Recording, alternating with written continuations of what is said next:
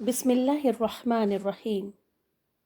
عمرہ حدیبیہ، ذی قعدہ 6 ہجری۔ عمرہ کے لیے روانگی اور حدیبیہ میں پڑاؤ۔ مدینے میں رسول اللہ صلی اللہ علیہ وسلم کو خواب دکھلایا گیا کہ آپ صلی اللہ علیہ وسلم اور آپ کے صحابہ امن کے ساتھ مسجد حرام میں داخل ہوئے اور سروں کو منڈوایا اور قصر کرایا۔ آپ صلی اللہ علیہ وسلم نے صحابہ رضی اللہ عنہم کو اس کی اطلاع دی اور یہ بتلایا کہ آپ عمرے کا ارادہ رکھتے ہیں۔ گرد و پیش میں جو اعراب تھے ان میں بھی روانگی کا اعلان کر دیا، مگر انہوں نے تاخیر کی۔ ان کا خیال تھا کہ رسول اور مومنین واپس اپنے گھر کبھی نہ آ سکیں گے، مگر بعد میں عذر یہ تراشا، ہمیں ہمارے اموال و اولاد نے مشغول کر رکھا تھا، لہٰذا ہمارے لیے دعائے مغفرت کر دیجیے۔ رسول اللہ صلی اللہ علیہ وسلم بروز پیر یکم ذی قعدہ 6 ہجری کو 1400 مہاجرین و انصار کے ساتھ مدینے سے روانہ ہوئے اور اپنے ساتھ قربانی کے جانور بھی لے لیے تاکہ لوگوں کو معلوم ہو کہ آپ جنگ کے لیے نہیں بلکہ عمرے کے لیے جا رہے ہیں۔ ذوالخلیفہ پہنچ کر جانوروں کو قلادے پہنائے، کوہان چیر کر نشان بنایا اور عمرے کا احرام باندھا۔ پھر آپ صلی اللہ علیہ وسلم نے سفر جاری رکھا۔ اسفان پہنچے تو آپ کے جاسوس نے آ کر اطلاع دی کہ قریش جنگ کا اور مسلمانوں کو بیت اللہ سے روکنے کا تہیہ کیے بیٹھی ہیں۔ انہوں نے ذی طویٰ میں پڑاؤ ڈال رکھا ہے اور خالد بن ولید کو 200 سواروں کے ساتھ اسفان کے قریب کراؤ الغمیم بھیج دیا ہے تاکہ وہ مکہ آنے والا راستہ بند رکھیں۔ نیز اپنی مدد کے لیے احابیش کو بھی جمع کر لیا ہے۔ رسول اللہ صلی اللہ علیہ وسلم نے مشورہ کیا کہ کیا کریں۔ یہ احابیش جو جمع ہوئے ہیں ان کے گھروں پر حلہ بول دیں یا سیدھے بیت اللہ کا قصد کریں اور جو روکے اس سے لڑیں۔ حضرت ابوبکر صدیق رضی اللہ عنہ نے کہا، ہم عمرہ کرنے آئے ہیں، لڑنے نہیں آئے، لہٰذا جو ہمارے اور بیت اللہ کے درمیان حائل ہو اس سے لڑیں۔ رسول اللہ صلی اللہ علیہ وسلم نے یہ رائے قبول کی۔ ادھر خالد بن ولید نے ظہر کی نماز میں مسلمانوں کو رکوع اور سجدہ کرتے دیکھا تو کہا، یہ لوگ غافل تھے، ہم نے حملہ کیا ہوتا تو انہیں مار لیا ہوتا۔ پھر طے کیا کہ عصر کی نماز کے دوران میں حملہ کریں گے، لیکن اللہ نے ظہر اور عصر کے درمیان صلاۃ الخوف حالت جنگ میں مخصوص نماز کا حکم نازل کر دیا اور خالد کے ہاتھ سے موقع جاتا رہا۔ پھر رسول اللہ صلی اللہ علیہ وسلم نے اس راستے کو چھوڑ کر ایک دوسرا راستہ اختیار کیا اور مکہ سے نیچے داہنے ہاتھ چل کر سنیت المرار پہنچ گئے جہاں سے حدیبیہ میں اترتے ہیں۔ وہاں پہنچ کر آپ کی اونٹنی بیٹھ گئی اور لوگوں نے ڈانٹا بھی تو نہ اٹھی۔ لوگوں نے کہا، قصوہ اڑ گئی۔ آپ صلی اللہ علیہ وسلم نے فرمایا، ما خلعت القصواہ وما ذاک لہا بخلق ولکن حسبها حابس الفیل۔ قصوہ اڑی نہیں ہے اور نہ یہ اس کی عادت ہے، لیکن اسے اس ہستی نے روک رکھا ہے جس نے ہاتھی کو روک دیا تھا۔ پھر آپ صلی اللہ علیہ وسلم نے فرمایا، واللہ لا یسألوننی خطۃ یعظمون فیہا حرمات اللہ الا اعطیتہم ایہا۔ اللہ کی قسم، یہ لوگ مجھ سے کسی بھی ایسے معاملے کا مطالبہ نہ کریں گے جس میں اللہ کی حرمتوں کی تعظیم کر رہے ہوں، مگر میں اسے ضرور تسلیم کر لوں گا۔ اس کے بعد آپ صلی اللہ علیہ وسلم نے اونٹنی کو ڈانٹا تو وہ اچھل کر کھڑی ہو گئی۔ پھر آپ نے آگے بڑھ کر حدیبیہ میں پڑاؤ ڈال دیا۔ اس کے بعد بدیل بن ورقہ خزاعہ کی ایک جماعت کے ساتھ آیا۔ یہ لوگ رسول اللہ صلی اللہ علیہ وسلم کے خیر خواہ تھے۔ اس نے بتایا کہ قریش آپ سے جنگ کرنے اور آپ کو بیت اللہ سے روکنے کا تہیہ کیے بیٹھے ہیں۔ آپ صلی اللہ علیہ وسلم نے اسے بتایا، ہم محض عمرے کے لیے آئے ہیں، لڑائی کے لیے نہیں، نیز یہ کہ ہم صلح کے لیے تیار ہیں، لیکن اگر قریش نے لڑائی ہی پر اصرار کیا تو ہم اس وقت تک لڑتے رہیں گے جب تک کہ ہمارا تن سر سے جدا نہ ہو جائے یا اللہ کا حکم نافذ نہ ہو جائے۔ رسول اللہ صلی اللہ علیہ وسلم اور قریش کے مابین گفت و شنید۔ بدیل نے واپس جا کر قریش کو یہ بات سنائی تو انہوں نے مکرز بن حفص کو بھیجا۔ رسول اللہ صلی اللہ علیہ وسلم نے اس سے بھی وہی بات کہی جو بدیل سے کہی تھی۔ اس کے بعد قریش نے احابیش کے سردار حلیس بن اکرمہ کو بھیجا۔ جب وہ نمودار ہوا تو رسول اللہ صلی اللہ علیہ وسلم نے صحابہ کرام سے فرمایا، ھذا من قوم یعظمون الہدی فابعثوها لہ، یہ شخص ایسی قوم سے تعلق رکھتا ہے جو قربانی کے جانوروں کا بہت احترام کرتی ہے، لہٰذا جانوروں کو کھڑا کر دو۔ صحابہ رضی اللہ عنہم نے جانوروں کو کھڑا کر دیا اور خود بھی لبیک پکارتے ہوئے اس کا استقبال کیا۔ اس نے یہ کیفیت دیکھی تو کہا، سبحان اللہ، ان لوگوں کو بیت اللہ سے روکنا ہرگز مناسب نہیں۔ بھلا یہ کیا کہ لخم اور جذام اور حمیر کے لوگ تو حج کریں اور عبد المطلب کا بیٹا بیت اللہ سے روک دیا جائے۔ بیت اللہ کے رب کی قسم، قریش برباد ہوئے، یہ لوگ عمرہ کرنے آئے ہیں۔ قریش نے یہ بات سنی تو کہا کہ بیٹھ جاؤ، تم اعرابی ہو، تمہیں چال بازیوں کا علم نہیں۔ اس کے بعد قریش نے عروہ بن مسعود ثقفی کو بھیجا۔ اس نے آ کر رسول اللہ صلی اللہ علیہ وسلم سے بات کی۔ رسول اللہ صلی اللہ علیہ وسلم نے اس سے بھی وہی کہا جو بدیل سے کہا تھا۔ اس نے کہا، اے محمد صلی اللہ علیہ وسلم، اگر آپ نے اپنی قوم کا صفایا بھی کر دیا تو کیا آپ نے پہلے کسی عرب کے متعلق سنا ہے کہ اس نے اپنی ہی قوم کا صفایا کر دیا ہو؟ اور اگر دوسری صورت پیش آئی، یعنی آپ کو شکست ہوئی، تو میں آپ کے گرد ایسے اوباش لوگوں کو دیکھ رہا ہوں جو اسی لائق ہیں کہ آپ کو چھوڑ کر بھاگ جائیں۔ اس پر حضرت ابوبکر رضی اللہ عنہ نے عروہ کو لات کے حوالے سے ذلیل کرتے ہوئے کہا، کیا ہم حضور صلی اللہ علیہ وسلم کو چھوڑ کر بھاگیں گے؟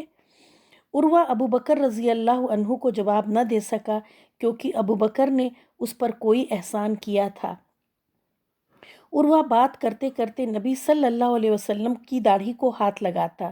مغیرہ بن شعبہ رضی اللہ عنہ اس کے ہاتھ پر تلوار کا دستہ مار کر کہتے، اپنا ہاتھ رسول اللہ صلی اللہ علیہ وسلم کی داڑھی سے پرے رکھ۔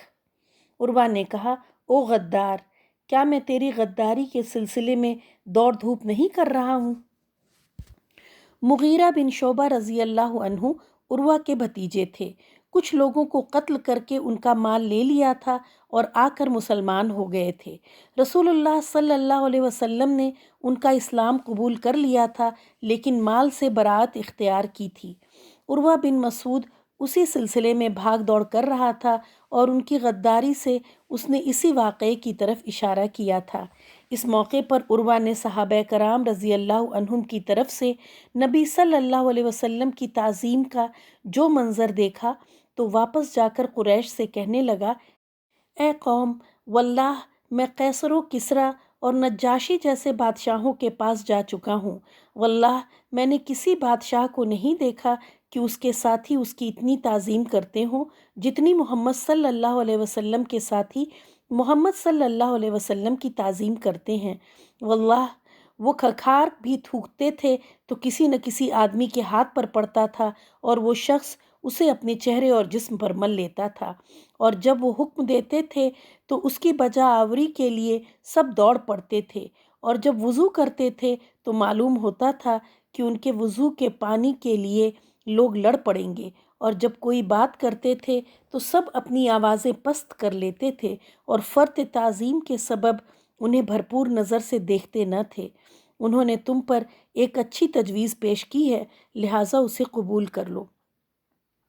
اسی سلسلہ گفتگو کے دوران قریش کے 70 یا 80 پرجوش نوجوان ہنگامہ آرائی کے لیے رات کی تاریکی میں خاموشی کے ساتھ جبل تنعیم سے اتر کر مسلمانوں کے کیمپ میں گھس آئے۔ مقصد یہ تھا کہ صلح کی یہ گفتگو ناکام ہو جائے، لیکن مسلمانوں نے ان سب کو گرفتار کر لیا۔ پھر رسول اللہ صلی اللہ علیہ وسلم نے انہیں معاف کرتے ہوئے چھوڑ دیا۔ اس سے ایک طرف تو قریش کے دلوں پر خاصا رعب طاری ہوا، دوسری طرف ان کے اندر صلح کا رجحان اور بڑھ گیا۔ اسی سلسلے میں اللہ تعالیٰ نے یہ آیت نازل فرمائی، اعوذ باللہ من الشیطان الرجیم، وَهُوَ الَّذِي كَفَّ أَيْدِيَهُمْ عَنْهُمْ وَأَيْدِيَكُمْ عَنْهُمْ بِبَطْنِ مَكَّةَ مِنْ بَعْدِ أَنْ أَظْفَرَكُمْ عَلَيْهِمْ۔ وہی ہے جس نے بطن مکہ میں ان کے ہاتھ تم سے روکے اور تمہارے ہاتھ ان سے روکے، اس کے بعد کہ تم کو ان پر قابو دے چکا تھا۔ حضرت عثمان رضی اللہ عنہ کی سفارت اور بیعت رضوان۔ اب رسول اللہ صلی اللہ علیہ وسلم نے طے کیا کہ قریش کے پاس ایک سفیر روانہ کریں جو انہیں یقینی طور پر بتلائے کہ آپ عمرے ہی کے لیے تشریف لائے ہیں۔ چنانچہ آپ نے حضرت عثمان بن عفان رضی اللہ عنہ کو روانہ فرمایا اور انہیں یہ بھی حکم دیا کہ وہ مکے کے کمزور مومن مردوں اور عورتوں کے پاس جا کر انہیں قریب ہی فتح کی بشارت سنا دیں اور یہ بتلا دیں کہ اللہ عز و جل اپنے دین کو مکے میں ظاہر و غالب کرنے والا ہے، یہاں تک کہ کسی کو ایمان چھپانے کی ضرورت نہ ہوگی۔ حضرت عثمان رضی اللہ عنہ ابان بن سعید اموی کی پناہ میں مکے کے اندر داخل ہوئے اور پیغام پہنچایا۔ قریش نے پیشکش کی کہ بیت اللہ کا طواف کر لیں، مگر انہوں نے اس حالت میں طواف کرنے سے انکار کر دیا کہ رسول اللہ صلی اللہ علیہ وسلم کو روک رکھا گیا ہو۔ پھر قریش نے حضرت عثمان رضی اللہ عنہ کو روک لیا۔ غالباً وہ چاہتے تھے کہ باہم مشورہ کر لیں، پھر جواب سمیت انہیں روانہ کریں، مگر ان کی تاخیر سے مسلمانوں میں یہ افواہ پھیل گئی کہ انہیں قتل کر دیا گیا ہے۔ چونکہ قاصد کو قتل کرنے کے معنی اعلان جنگ ہے، اس لیے رسول اللہ صلی اللہ علیہ وسلم نے یہ بات سنی تو فرمایا، لا نبرح حتی نناجز القوم، ہم اس جگہ سے ٹل نہیں سکتے یہاں تک کہ ان لوگوں سے مارکہ آرائی نہ کر لیں۔ پھر آپ نے ایک درخت کے نیچے صحابہ رضی اللہ عنہم کو جنگ پر بیعت کرنے کی دعوت دی۔ صحابہ ٹوٹ پڑے اور بڑی گرم جوشی کے ساتھ موت پر اور میدان سے نہ بھاگنے پر بیعت کی۔ رسول اللہ صلی اللہ علیہ وسلم نے اپنا ایک ہاتھ دوسرے ہاتھ سے پکڑ کر فرمایا، ہادھی یدو عثمان، یہ عثمان کا ہاتھ ہے۔ لیکن جب بیعت مکمل ہو چکی تو حضرت عثمان رضی اللہ عنہ بھی آ گئے۔ اللہ نے اس بیعت کی فضیلت میں یہ آیت نازل فرمائی، لَقَدْ رَضِيَ اللَّهُ عَنِ الْمُؤْمِنِينَ إِذْ يُبَايِعُونَكَ تَحْتَ الشَّجَرَةِ، اللہ مومنین سے راضی ہوا جب وہ آپ سے درخت کے نیچے بیعت کر رہے تھے، اور یہیں سے اس کا نام بیعت رضوان پڑ گیا۔ قریش نے اس بیعت کا حال سنا تو ان پر زبردست رعب طاری ہوا اور انہوں نے صلح کرنے کے لیے سہیل بن عمر کو بھیجا۔ سہیل نے لمبی گفتگو کی، بالآخر درج ذیل شرطیں طے ہوئیں۔ رسول اللہ صلی اللہ علیہ وسلم اس سال مکے میں داخل ہوئے بغیر مسلمانوں کے ساتھ واپس جائیں گے۔ اگلے سال مکہ آئیں گے اور 3 روز قیام کریں گے۔ ان کے پاس کوئی ہتھیار نہ ہوگا، صرف میان کے اندر تلواریں ہوں گی۔ فریقین میں 10 سال کے لیے جنگ بند رہے گی۔ جو محمد صلی اللہ علیہ وسلم کے عہد میں داخل ہونا چاہے داخل ہو سکتا ہے، اور جو قریش کے عہد میں داخل ہونا چاہے داخل ہو سکتا ہے۔ قریش کا جو آدمی مسلمانوں کی پناہ میں جائے گا، مسلمان اسے قریش کے حوالے کر دیں گے، لیکن مسلمانوں کا جو آدمی قریش کی پناہ میں آئے گا، قریش اسے واپس نہ کریں گے۔ اس کے بعد آپ نے حضرت علی رضی اللہ عنہ کو بلایا اور املا کرایا، بسم اللہ الرحمن الرحیم لکھیں۔ سہیل نے کہا، ہم نہیں جانتے رحمان کیا ہے، آپ بسمک اللہم لکھیں۔ رسول اللہ صلی اللہ علیہ وسلم نے انہیں یہی لکھنے کا حکم دیا۔ پھر آپ صلی اللہ علیہ وسلم نے املا کرایا۔ یہ وہ بات ہے جس پر محمد رسول اللہ صلی اللہ علیہ وسلم نے مصالحت کی۔ اس پر سہیل نے کہا، اگر ہم جانتے کہ آپ اللہ کے رسول ہیں تو پھر ہم نہ تو آپ کو بیت اللہ سے روکتے اور نہ آپ سے جنگ کرتے، آپ محمد بن عبداللہ لکھوائیں۔ آپ نے فرمایا، انی رسول اللہ وَإِن كَذَّبْتُمُونِی، میں اللہ کا رسول ہوں اگرچہ تم لوگ جھٹلاؤ۔ پھر حضرت علی رضی اللہ عنہ کو حکم دیا کہ اسے مٹا کر محمد بن عبداللہ لکھیں، لیکن حضرت علی رضی اللہ عنہ نے مٹانا گوارا نہ کیا، لہٰذا رسول اللہ صلی اللہ علیہ وسلم نے خود اپنے دست مبارک سے مٹایا۔ پھر پوری دستاویز کے 2 نسخے لکھے گئے، ایک نسخہ قریش کے لیے اور ایک نسخہ مسلمانوں کے لیے۔ صلح نامہ ابھی لکھا ہی جا رہا تھا کہ قریش کے نمائندے سہیل بن عمر کے صاحبزادے ابو جندل بیڑیاں گھسیٹتے ہوئے پہنچے۔ سہیل نے ان کی واپسی کا مطالبہ کیا۔ نبی صلی اللہ علیہ وسلم نے فرمایا، اِنَّا لَمْ نَقْضِ الْكِتَابَ بَعْدَ، ابھی نوشتہ مکمل نہیں ہوا ہے۔ سہیل نے کہا، تب میں آپ سے صلح ہی نہیں کرتا۔ آپ صلی اللہ علیہ وسلم نے فرمایا، فَأَجِزْهُ لِي، اچھا تم اس کو میری خاطر چھوڑ دو۔ اس نے کہا، یہ بھی نہیں ہو سکتا۔ پھر سہیل نے ابو جندل کو مارا۔ ابو جندل نے چیخ کر کہا، مسلمانوں، کیا میں مشرکین کی طرف واپس کیا جاؤں گا کہ وہ مجھے میرے دین سے فتنے میں ڈالیں؟ رسول اللہ صلی اللہ علیہ وسلم نے فرمایا، اصبر واحتسب فإن اللہ جاعل لک ولمن معک من المستضعفین فرجا ومخرجا۔ صبر کرو اور باعث ثواب سمجھو، اللہ تمہارے لیے اور تمہارے علاوہ جو دوسرے کمزور مسلمان ہیں ان سب کے لیے کشادگی اور پناہ کی جگہ بنائے گا۔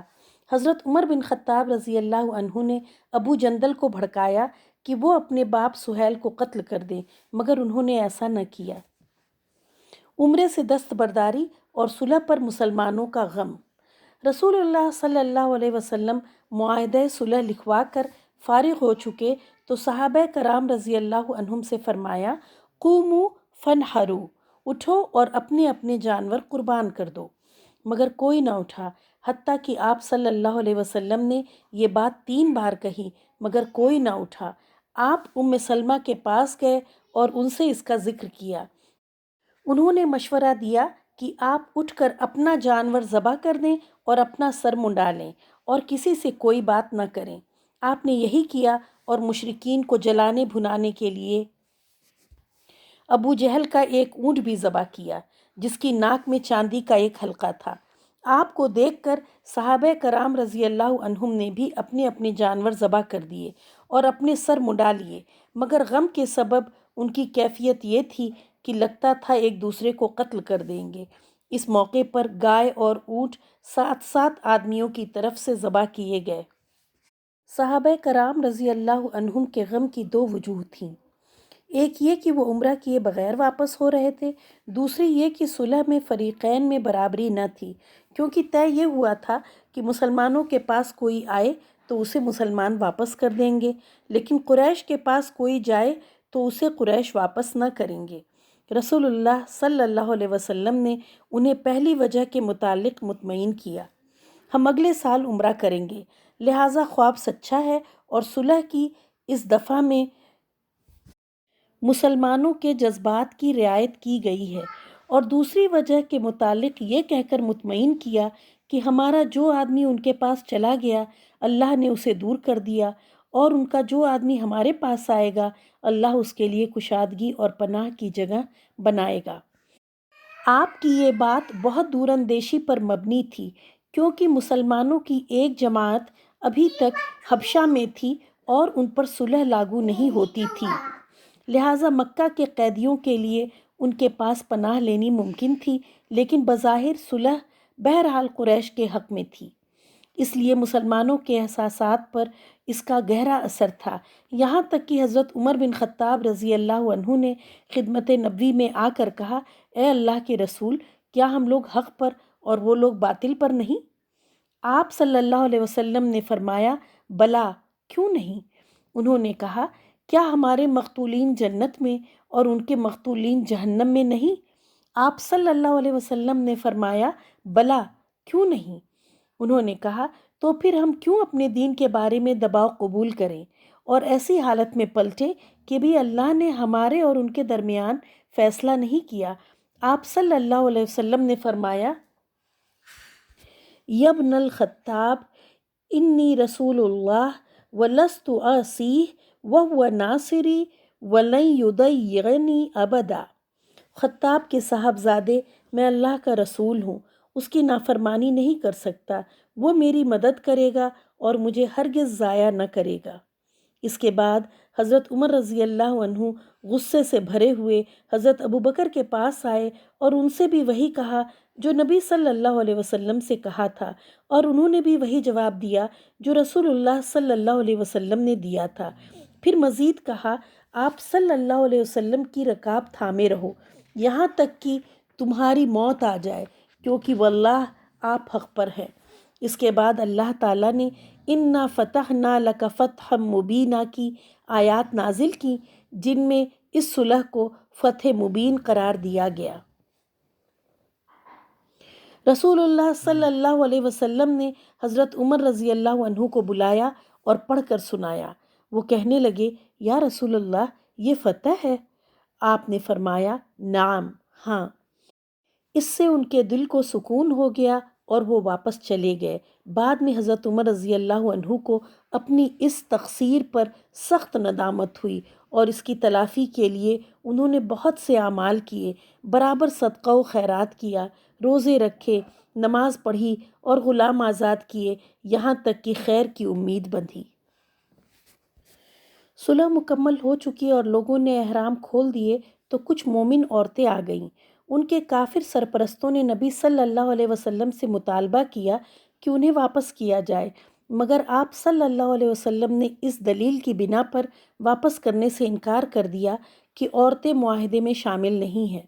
ادھر اللہ نے یہ حکم نازل فرمایا، یا ایہا الذین آمنوا اذا جاءکم المؤمنات مہاجرات فامتحنوہن اللہ اعلم بایمانہن فإن علمتموہن مؤمنات فلا ترجعوہن الی الکفار لا ہن حل لہم ولا ہم یحلون لہن وآتوہم ما انفقوا ولا جناح علیکم ان تنکحوہن اذا آتیتموہن اجورہن ولا تمسکوا بعصم الکوافر۔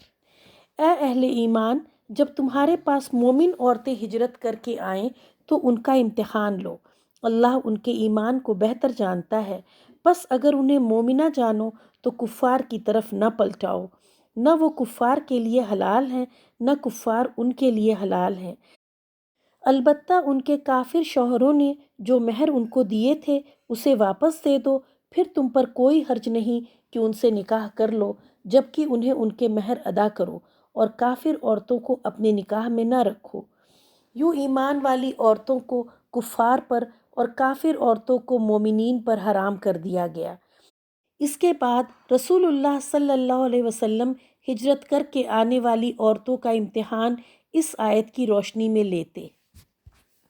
اے نبی صلی اللہ علیہ وسلم، جب تمہارے پاس مومن عورتیں آئیں اور اس بات پر بیعت کریں کہ وہ اللہ کے ساتھ کسی چیز کو شریک نہ کریں گی، چوری نہ کریں گی، زنا نہ کریں گی، اپنی اولاد کو قتل نہ کریں گی، اپنے ہاتھ پاؤں کے درمیان سے کوئی بہتان گڑھ کر نہ لائیں گی اور کسی معروف بات میں تمہاری نافرمانی نہ کریں گی، تو ان سے بیعت لے لو اور ان کے لیے اللہ سے مغفرت کی دعا کرو، یقیناً اللہ غفور الرحیم ہے۔ چنانچہ جو عورت ان شرائط کا اقرار کرتی اس سے آپ فرماتے، قد بایعتکی، میں نے تم سے بیعت لے لی، صرف زبان سے کہتے، مصافحہ نہ فرماتے اور پھر اسے کفار کو واپس نہ کرتے۔ نیز مسلمانوں نے اپنی کافرہ بیویوں کو طلاق دے دی اور مسلمان عورتوں کو ان کے کافر شوہروں سے علیحدہ کر دیا۔ مسلمانوں کے معاہدے میں بنو خزاعہ کی شرکت۔ بنو خزاعہ نے پسند کیا کہ وہ اس معاہدے میں رسول اللہ صلی اللہ علیہ وسلم کے ساتھ رہیں گے، چنانچہ وہ آپ کے عہد میں داخل ہو گئے۔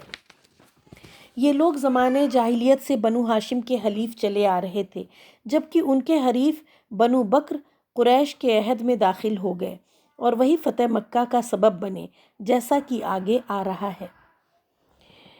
رہے وہ مسلمان جو مکے میں تعذیب کا شکار تھے تو ان میں سے ابو بصیر نامی ایک صاحب چھوٹ کر مدینہ بھاگ آئے۔